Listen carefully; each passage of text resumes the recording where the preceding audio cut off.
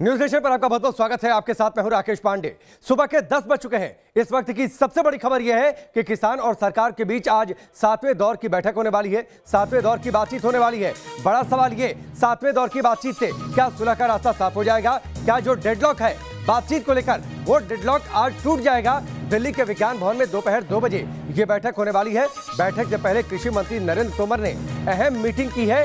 High स्तरीय यह बैठक हुई है, उच्च स्तरीय बैठक हुई है। किसान आंदोलन पर रक्षा मंत्री राजनाथ सिंह ने भी बयान दिया है। अब से थोड़ी देर पहले उन्होंने ये कहा है कि पीएम मोदी को किसानों की चिंता है। पीएम मोदी चिंतित है किसानों को लेकर। कानून को लेकर जब उनसे सवाल किए गए तो उन्होंने कह दिया ये कानून किसानों की भलाई के लिए है। आंदोलन का आज 35वां दिन है। आज समाधान का रास्ता क्या निकलेगा? 2 बजे एक बार फिर से विज्ञान भवन में बैठक होने वाली है। सरकार और किसान आमने सामने होंगे। बड़ा सवाल ये कि अब तक जो बातचीत समाप्त थी वो बातचीत शुरू हुई है, तो क्या इस बातचीत से सुलह का रास्ता निकलेगा? रक्षा मंत्री राजनाथ सिंह ने कहा है सरकार संवेदनशील है, किसानों को लेकर पीएम चिंतित है। पीएम को किसानों की चिंता है। पीएम लगातार इस उधेड़-बुन में लगे रहते हैं और ये उनकी चिंता रहती है कि कैसे किसानों की आय को बढ़ा दिया जाए। किसान परिवार से मैं खुद हूं, खेती के बारे में राहुल गांधी से ज्यादा जानता हूं। ये बातें कही है राजनाथ सिंह ने, सुनिए। हमारे किसान धरना दे रहे हैं, प्रदर्शन दे रहे हैं। सचमुच केवल किसान होने के नाते मुझे ही पीड़ा नहीं है। मैंने देखा है हमारे प्रधानमंत्री जी को भी इसकी गहरी पीड़ा है।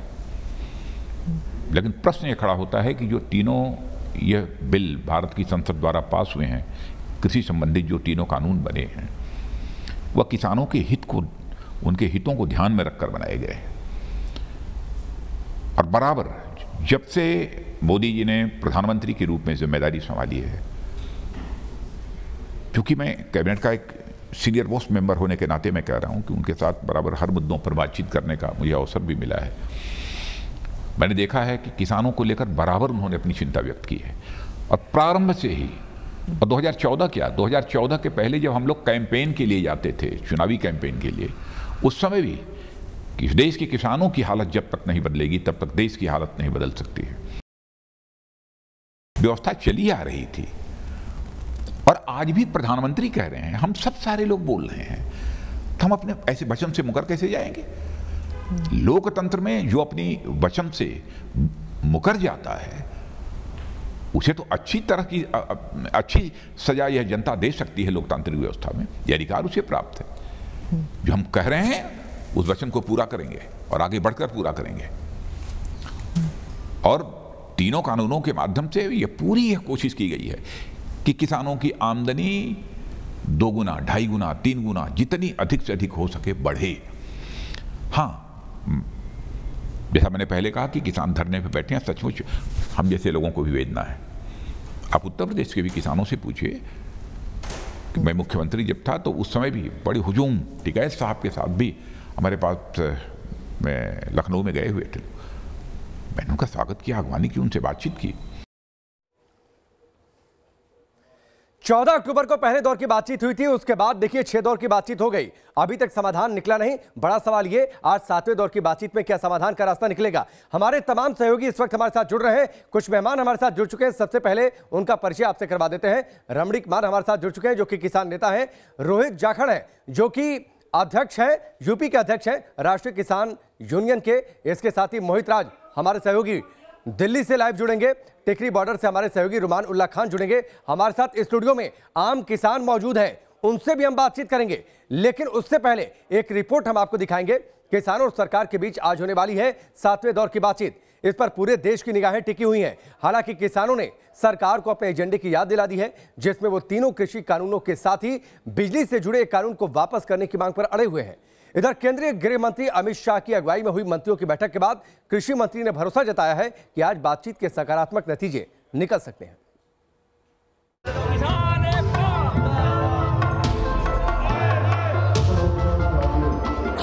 बिल्कुल आशावान है। हम आशा मानकर ही जा रहे हैं कि सरकार हमारी है, हमारी बात को मानेगी। जो वार्ता होगी उसके अंदर एक समाधान तक पहुंचेंगे। मंगलवार को किसानों के साथ 7वें दौर की बैठक से पहले केंद्रीय गृह मंत्री अमित शाह के घर ग्रुप ऑफ मिनिस्टर्स की बैठक हुई।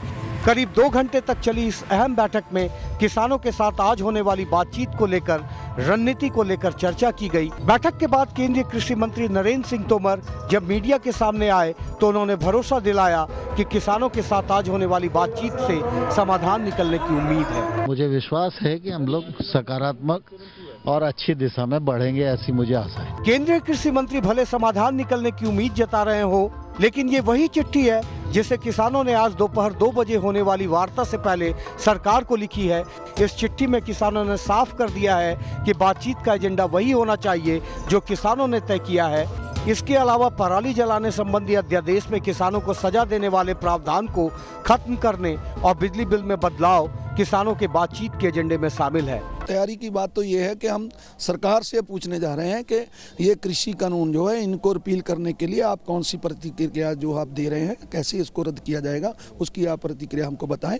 किसान अपनी मांग पर अड़े हुए हैं तो सरकार पहले ही साफ कर चुकी है कि तीनों नए कानून वापस नहीं होंगे, लेकिन एमएसपी पर सरकार लिखित में गारंटी देने के लिए तैयार है। केंद्रीय कृषि मंत्री ने यह भी साफ कर दिया है कि सुधार के मामले में प्रधानमंत्री मोदी पहले की सरकारों की तरह दबाव में नहीं आने वाले हैं।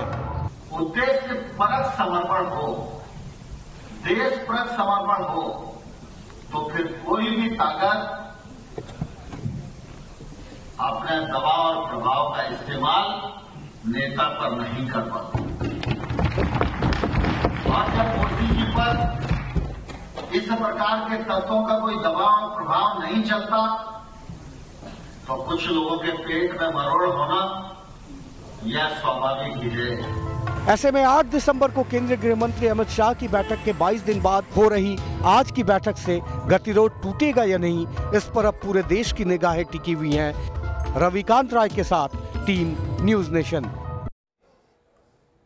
एमएसपी, कॉन्ट्रैक्ट फार्मिंग और एपीएमसी ये बड़े मुद्दे हैं जिसको लेकर किसान प्रदर्शन कर रहे हैं। इसके साथ ही उनका ये कहना है कि सरकार इन कानूनों को रद्द कर दे, एमएसपी पर कानून बना दे, तब हो सकता है ये आंदोलन समाप्त हो जाए। मेहमान जो इस वक्त हमारे साथ जुड़ चुके हैं उनका रुख करते हैं। रमणीक मान हमारे साथ जुड़े हैं, रोहित जाखड़ जुड़े हैं स्टूडियो में, हमारे साथ कुछ आम किसान भी मौजूद हैं।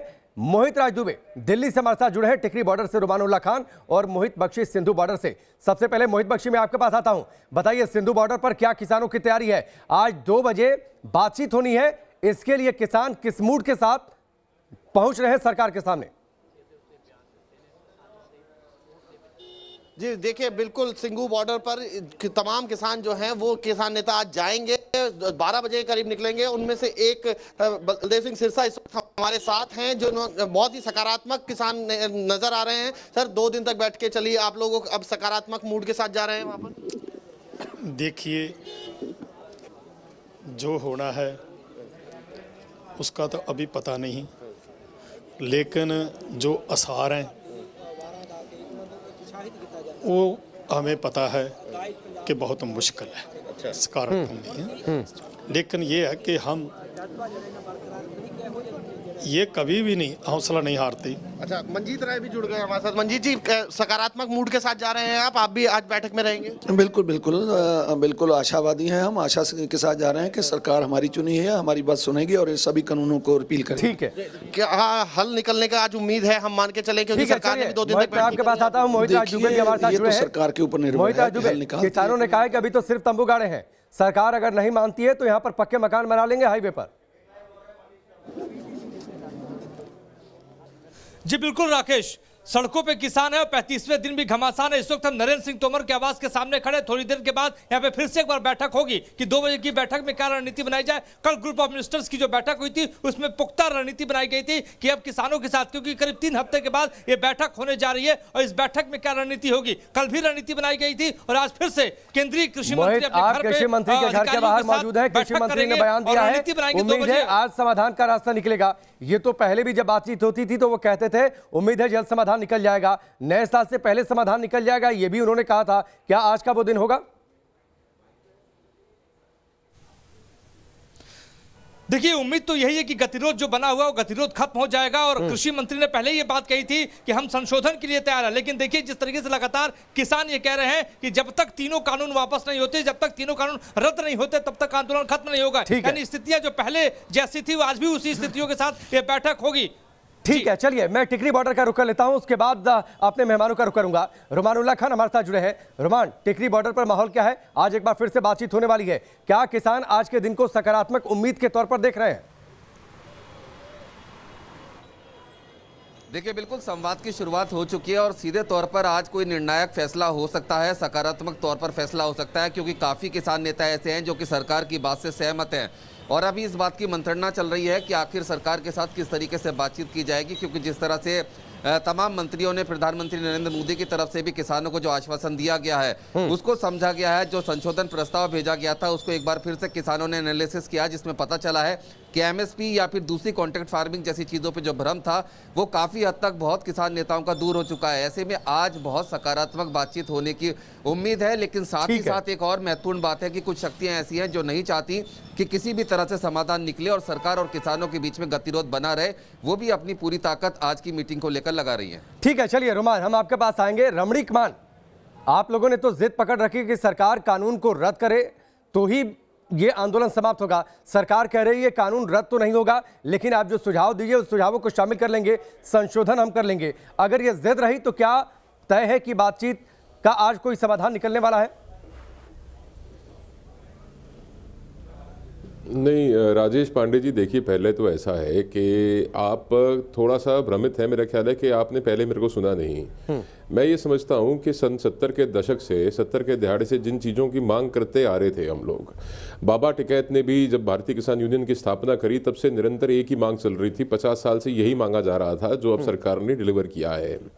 आप चाहे आम आदमी पार्टी का पंजाब का मैनिफेस्टो देख लो, चाहे आप कांग्रेस पार्टी का 2017 का पंजाब का मैनिफेस्टो देख लो, चाहे आप कांग्रेस पार्टी का केंद्रीय चुनाव में 2019 का मैनिफेस्टो देख लो, चाहे आप 2019 का भारतीय किसान यूनियन का मैनिफेस्टो देख लो, या उससे पहले के जो निरंतर मांग पत्र आ रहे हैं, इन्हीं चीजों की मांग की गई थी। हाँ, संशोधन की अपेक्षा है, संशोधन किए जा सकते हैं, संशोधन के लिए सरकार तैयार भी है।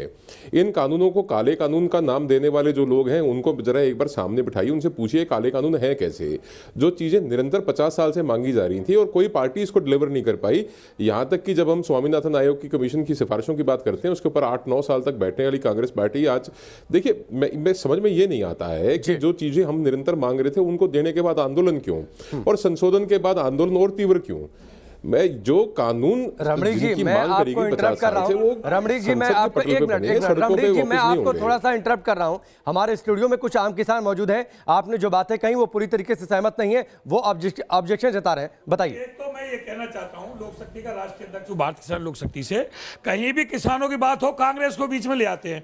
अरे कांग्रेस वांग्रेस बेरोजगार कर दी हमने, वोट आपको दिया, बीच में कांग्रेस को ले आते हैं। दूसरी बात, आपने अपने हित की बात तो मान ली जो हमने लिखा, लेकिन जो शुरू से मांग करते आए कि किसान घाटे की खेती कर रहा है, किसान घाटे की खेती कर रहा है, उसको लाभकारी मूल्य दिया जाए। आप कभी स्वामीनाथन, कभी एमएसपी रहेगा, कभी एपीएमसी मंडी रहेंगी, हमारी जमीन कोई नहीं छीन सकता। अरे किस में ताकत है, जमीन क्यों छीन लेगा भाई? कौन कह रहा है हमारी जमीन छीन जाएगी? हम ये कह रहे हैं एमएसपी को गारंटी कानून बना दो। इसमें सरकार की कौन सी नानी मर जाएगी एमएसपी को गारंटी कानून बनाने में? फिर हमको ये जानकारी है पांडे जी कि हमारी सरकार की, किसी भी सरकार की औकात नहीं कि किसान का पूरा गल्ला खरीद ले। जो प्राइवेट ABCD जो व्यापारी हैं, छोटी मछली, बड़ी मछली या मगरमच्छ जो भी हमारे बीच में आएंगे, वो एमएसपी से नीचे बोली ना लगाएं। उससे ऊपर एमएसपी क्या है? एमएसपी न्यूनतम समर्थन मूल्य, सबसे नीचे का मूल्य। क्या हमको इसे लेने का अधिकार नहीं है? ये इतनी चालाकी से बात कर रहे हैं, रटे रटाई तोता की तरह। एमएसपी रहेगी, लिख के देने को तैयार है, कोई जमीन नहीं छीन सकता। एक रटे रटाई पहाड़े, मुझे तो लगता है आज की वार्ता जीरो निकलेगी। और मैं परमपिता परमात्मा से भी अनुरोध करता हूं, नहीं लेकिन परमपिता परमात्मा कम से कम बातचीत की शुरुआत में, दिन की शुरुआत में नाउमीदी मत दिखाइए। उम्मीद करिए, उम्मीद पर दुनिया कायम है, हो सकता है कोई रास्ता निकल जाए। रोहित जाखड़ साहब, मैं आपको भी चर्चा में शामिल करता हूं। क्या आज एमएसपी पर अगर सरकार कानून में शामिल करने की बातचीत मान लेती है, अगर उसे लिखित तौर पर कानून में शामिल करने की बात मान लेती है, तो माने कि आंदोलन समाप्त हो सकता है, किसान इस पर सहमत हो जाएंगे?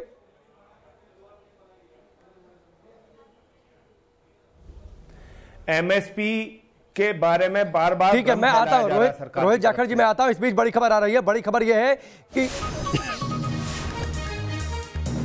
बैठक से पहले किसान नेता राकेश टिकैत ने बड़ा बयान दिया है। उन्होंने कहा कि सरकार को कृषि कानून वापस लेने ही होंगे। अगर सरकार इन कानूनों की वापसी की बातचीत पर सहमत नहीं होती है तो ये आंदोलन समाप्त होने वाला नहीं है। कृषि कानून की वापसी पर ही सरकार से बातचीत होगी। पहले ही किसानों ने जो सरकार को प्रस्ताव भेजा था उसमें यह बातचीत तय कर दी थी कि कानून कैसे रद्द किए जाएं, इस पर बातचीत होगी, लेकिन रद्द करने पर सहमति सरकार को देनी होगी। सुनिए क्या कुछ कहा राकेश टिकैत ने। ना प्रोटेस्ट ना खत्म होता अगर सरकार बिल वापसी नहीं लेगी। प्रोटेस्ट नहीं खत्म होता, बिल वापसी ही सरकार को लेने पड़ेंगे। संशोधन पे नहीं बात बनेगी। हित कैसे, मतलब हित होता तो हम इन्हीं कानूनों को ना मान लेते। ये तो किसानों के बर्बादी के कानून हैं, ठीक है। किसान कैसे बर्बाद होगा देश का, ये कानून के दायरे में ले आए इसको।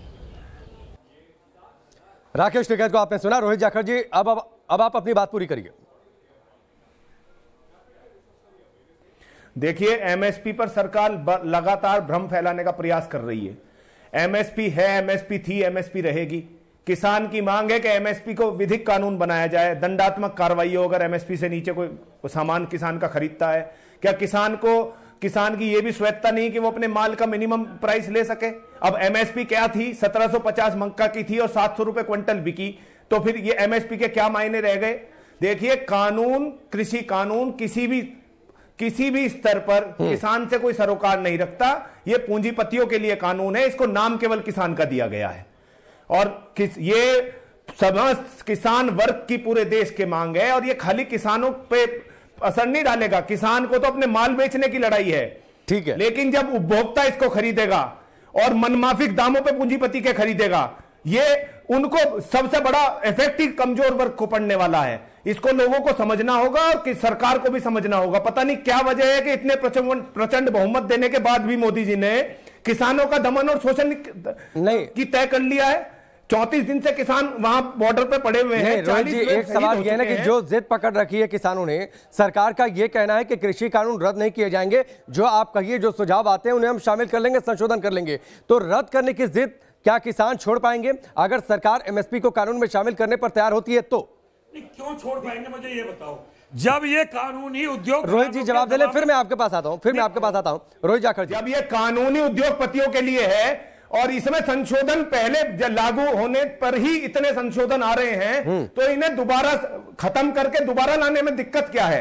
क्या किसान इस देश का अन्नदाता 60 करोड़ लोग किसान हैं, कृषि वर्ग आधारित है, 70% आबादी इस देश की। और इस कानून से खाली किसान पे फर्क नहीं पड़ेगा, किसान का माल बेचने पे फर्क पड़ रहा है और बाकी लोगों का मजलूम मजबूर जो मध्यम लोअर मिडिल क्लास है, जो मजदूर वर्ग है, उन लोगों वो खरीदेंगे कैसे इस माल को जब पूंजीपति अपने मनमाफिक रेटों पे बेचेंगे? ठीक है, एक ब्रेक का वक्त हो गया है। रोहित जी आप अपनी बात पूरी करिएगा। वक्त यहाँ पर एक ब्रेक का है, ब्रेक के उस पार भी आएंगे तो हमारी ये चर्चा लगातार चलती रहेगी कि क्या आज 7वें दौर की बातचीत से पहले, क्या नए साल के आगमन से 2 दिन पहले समाधान का कोई रास्ता निकल जाएगा? और नए साल में हम जब प्रवेश करेंगे तो कम से कम दिल्ली की दहलीज से किसानों का आंदोलन समाप्त हो चुका रहेगा। जल्द वापस लौटते हैं।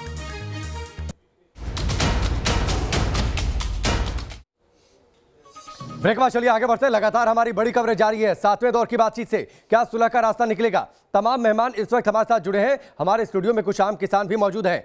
रोहित जाखड़ जी, सवाल बड़ा ये है, सरकार ये लगातार कह रही है और रमणीक जी भी इस बात की तस्दीक कर रहे हैं कि ऐसे कानून की मांग किसान करते रहे हैं। अलग अलग पार्टियों के मैनिफेस्टो में इस बात का जिक्र है कि वो अगर सत्ता में आते हैं तो इस तरीके का कानून लाएंगे। फिर आखिरकार ये अचानक से विपक्ष भी इस मुद्दे पर आप लोगों के साथ आ खड़ा हुआ है। सरकार का यह कहना है कि विपक्ष इस मामले पर सियासत सिर्फ देख रहा है, वोटों की फसल काटने में लगा है। देखिए, ये लड़ाई अन्नदाता की है। इसको बार बार विपक्ष का नाम देना, किसानों को खालिस्तानी आतंकवादी बताना, ये भ्रम फैलाने की स्थिति पैदा करने के अलावा इससे ज्यादा और कुछ नहीं है। किसान की मांग थी कि किसान को स्वावलंबी बनाया जाए। सन 70 से ये मांग लगातार चलती आ रही है, लेकिन किसान स्वावलंबी हो कहां रहा है? आप देखिए, जो तनख्वाह उस समय टीचरों की थी और आज क्या है, उसमें 150% का इजाफा हो चुका है और किसान की स्थिति कहां पर है? देखिए, आज स्थिति ऐसी है कि किसान की जो एमएसपी सरकार डिक्लेयर कर देती है उस पे पूरे देश में प्रोक्योरमेंट 6% होता है। अब किसान इस देश का 80% किसान 1 एकड़ से 2 एकड़ का किसान है। तो आप ये बताइए कि सरकार बार बार इस बात को समझकर भी समझना नहीं चाहती। ठीक है, क्या पूंजीपतियों के लिए इतनी वफादारी ठीक है? ठीक है, रमणीक जी जवाब देंगे रोहित जी की बात का। और मेरा एक और सवाल है कि सरकार बातचीत से पहले ही धमकाने का प्रयास करती है कि हम संशोधन नहीं करेंगे, हम कानून वापस नहीं लेंगे। उत्तर प्रदेश की सरकार कहती है कि किसान आंदोलन में जो लोग सम्मिलित हैं उनको चिन्हित किया जाएगा। इन धमकियों से किसान डरने वाला नहीं है। नहीं, धमकी कोई नहीं दे रहा मुझे लगता है। रमणीक जी जवाब देंगे आप रोहित जी की बात का। हाँ जी, बिल्कुल जवाब दूंगा और मैं सभी की बात का जवाब देने की कोशिश करूंगा मेरे भाई। सबसे पहली बात तो ये धमकाने वाली बात जहां तक है तो राकेश टिकैत जी का एक बार बयान सुन लीजिएगा। उन्होंने कहा था हम सरकार को गोला लाठी देंगे। गोला लाठी देना धमकाना होता है या नहीं होता मुझे पता नहीं है, जरा पता कर लेना। दूसरी बात ये है कि 4 जून 2020 को ये राकेश टिकैत जी का हिंदुस्तान अखबार में एक बयान छपा था। अरे या ऐसे नहीं, आप बीच में नहीं, ऐसे नहीं। तो 4 जून 2020 को एक बयान हिंदुस्तान अखबार में छपा था राकेश टिकैत का, और आज का बयान उनका सुन लीजिए और 4 जून का उठा के पढ़ लीजिए। आपको पता लग जाएगा कि उनके बीच में कितना आपस में अंतर्द्वंद है। एक ही व्यक्ति के 2 अलग अलग बयान है, पढ़ लीजिएगा। तीसरी बात, अभी मेरे किसी भाई ने कहा कि ये एमएसपी को गारंटेड कानून बनाना। देखिए, एमएसपी मिनिमम सपोर्ट प्राइस है जो सरकार ने आश्वस्त किया था 65 की जंग के बाद, और इसको कवर किया गया था सिर्फ आर्म्ड फोर्सेस के लिए, सैनिक बलों के लिए। उसके बाद ये एमएसपी जो है ये कवरेज बढ़ा है इसका, और जो हमारा जो गरीबों का राशन है, जो पब्लिक डिस्ट्रीब्यूशन सिस्टम है पीडीएस है, उसके लिए इसकी प्रोक्योरमेंट करी गई। ये गारंटेड प्राइस जो है सरकार देती है, और मंडियों के अंदर आज से नहीं 20 सालों से देख रहा हूं कि जब तक एमएसपी होता है तब तक तो वो प्राइस मंडी में खरीदा जाता है और उसके बाद वो प्राइस गिर जाता है। देखिए, जो भी कोई फसल है पांडे जी, कुछ भी है बाजार में, मार्केट मूव करती है डिमांड और सप्लाई के ऊपर। जिस चीज की डिमांड ज्यादा हो, सप्लाई कम हो, उसका रेट स्वाभाविक बढ़ता है। ठीक है, चलिए रमणीक जी, वक्त यहाँ पर एक और ब्रेक का है। किसानों ने पहले ही कह दिया है हमारे एजेंडे पर बातचीत हो, सरकार हाँ या ना में बताए कि वो कृषि कानूनों को रद्द करना चाहती है या फिर नहीं रद्द करना चाहती है। और अगर आज की बातचीत फेल होती है तो किसानों ने ऐलान किया है कि 31 दिसंबर को वो ट्रैक्टर मार्च करेंगे। जल्द वापस लौटते हैं ब्रेक के बाद। ब्रेक के उस पार कुछ और सहयोगी हमारे साथ जुड़ चुके हैं, हिमांशु भी जुड़ चुके हैं, उनसे हम बातचीत करेंगे।